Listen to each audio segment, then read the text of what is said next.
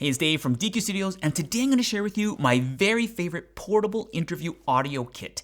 And it's based around two major pieces of kit. One is the Tentacle Sync Track E 32-bit float pocket recorder, and the second piece is the Xvive P1 portable phantom supply. These little pieces might not look like much, but if you're looking for the most compact, best sounding, travel-worthy interview audio kit, this is it. This is Editing Dave, and I want to jump in and explain how I'm actually recording this episode. I'm using the Sennheiser 416 shotgun mic and going into the Zoom F6 and recording at 32-bit float. And the reason why I have to do this instead of using my setup is because I'm showing you the setup, right?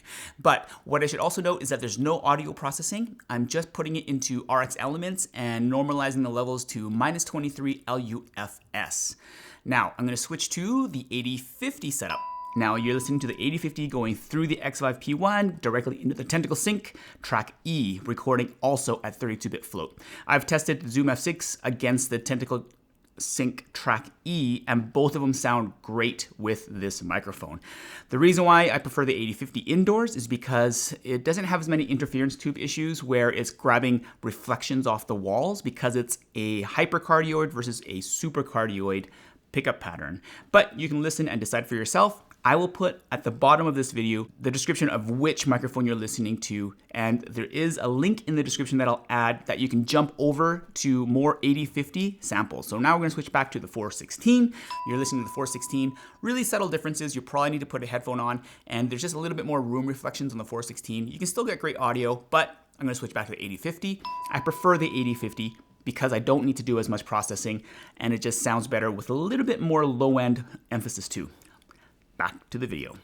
Let's take a look at the different pieces of the puzzle, and it all revolves around this little tiny pocket recorder, the Tentacle Sync Track E. This little tiny device records 32-bit float audio. Now, why is 32-bit float so special? Well, it essentially means that with this little device, you will never have to worry about setting your levels. As long as you've got a microphone going in and it's recording, you can always get the best quality that your mics can deliver. It's like shooting RAW versus JPEG in images. You have a lot more latitude in post to bring up quiet volumes and bring down loud volumes, even if they're clipped and distorted. Now, one caveat, you can still get distortion if you're recording past the limits of your microphone, but as long as you have a good quality microphone, you should be set as long as you're recording onto this little tiny device. On the top, it's got a locking 3.5mm input, and we can receive a whole bunch of lavalier microphones. There's a kit that comes with a microphone, which is okay.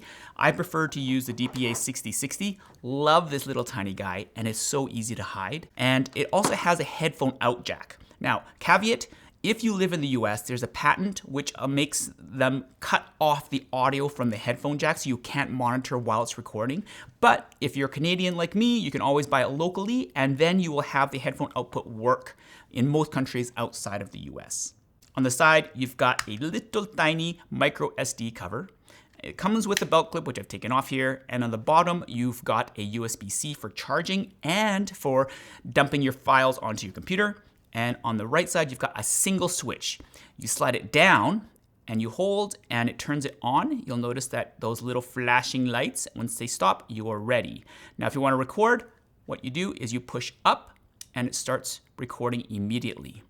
To stop recording, you go up one more time, and then to turn it off, you have to press and slide that down for a good 1, 2, 3, 4, 5 seconds or so, and then it turns it off. This little guy is a game changer, not just for small crews and one-man bands like me, but because it's so tiny and pocketable, you don't have to worry about interference because of wireless issues, and you can just add as many as you want because this guy also has built-in timecode. Timecode allows you to sync multiple audio and video channels seamlessly and easily in post. And even if you're not going to use timecode right now, and you're just using the simple clap method to sync audio, getting this unit will future-proof you versus the competition.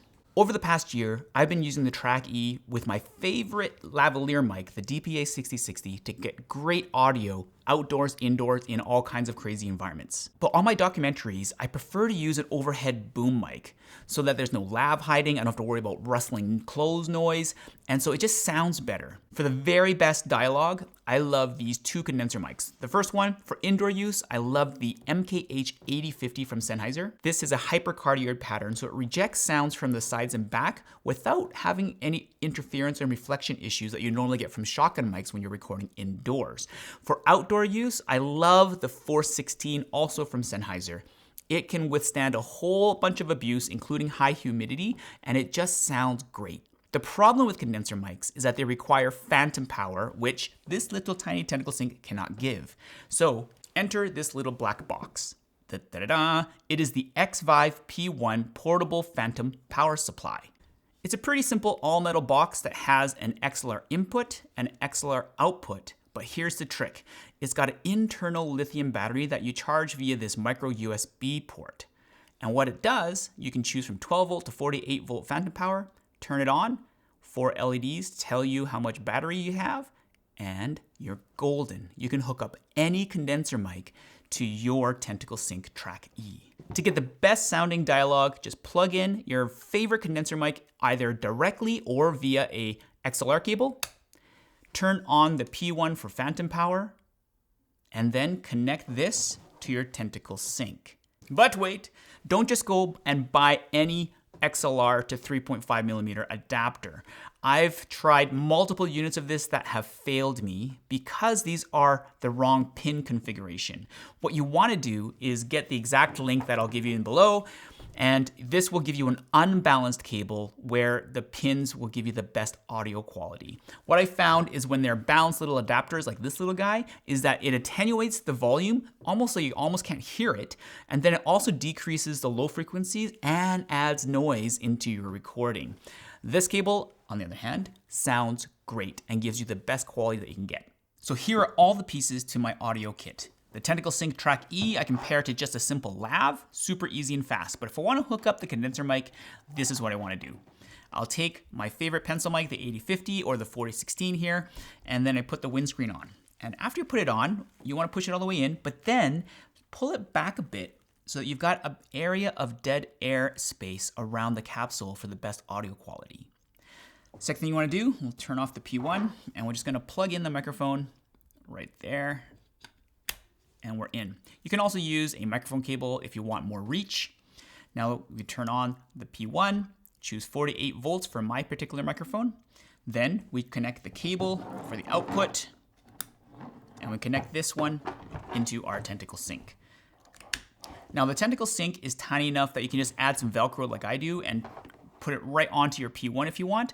But remember, I wanted to add a shock mount. So I've modified this Movo shock mount so I can just put the P1 on top and use a little shock cord. You can buy these called whips, I think, cord whips. And it keeps it on there. And that's pretty cool. You could take this and Velcro this onto the P1, or if you want to be more elegant, I use this little Rode 2-to-1 adapter for hot shoes. And I put some Velcro on that, and I just Velcro that on. Now, I've got this Ulanzi ball head, little tiny guy, and just screw that in to the bottom here. And now, the Rode, it's got a little side hot shoe, and tighten that up. You can just turn that any direction you want to deal with the cords.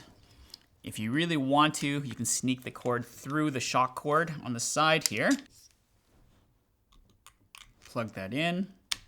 My last trick is adding just a little spigot clamp to this end, and that's the whole kit. And now I can have a bag dedicated just for this, pull this out, set it up way faster than having to set up everything else separately.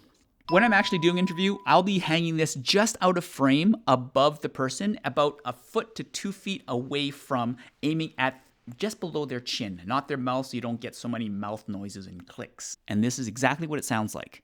It is gorgeous. Chef's kiss for audio quality. Nothing's perfect, so what are some things that I'd love to add or change? One would be a 1/4" 20 camera mount onto the Xvive P1's body. It's not really their fault, and it's a great build quality because it's all metal and it's got some rubber feet in the bottom, but there's no way to easily mount this to camera gear. I think that these guys were targeting this for musicians to add condenser microphones and phantom power without ground loop issues onto any mixing console that might not give them phantom power. So I can't blame them for this, but it would be great to see a 1/4" 20 added to this so that I can easily rig it and mount it.